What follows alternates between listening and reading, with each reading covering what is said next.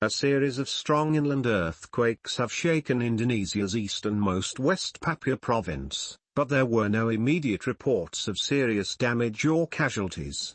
At least 4 land-based earthquakes between 6.2 and 5.5 magnitude were recorded on Saturday, and centered about 37 kilometers northwest of Central District in West Papua, the Indonesian Meteorology, Climatology and Geophysics Agency said. The earthquakes were measured at a depth of up to 16 kilometers, the agency said. Indonesia is a seismically active archipelago of some 270 million people and is frequently struck by earthquakes, volcanic eruptions and tsunamis. It straddles the Pacific Ring of Fire, where different tectonic plates of the Earth's crust meet and create frequent seismic activity. In February, a magnitude 6.2 earthquake killed at least 25 people and injured more than 460 in West Sumatra province.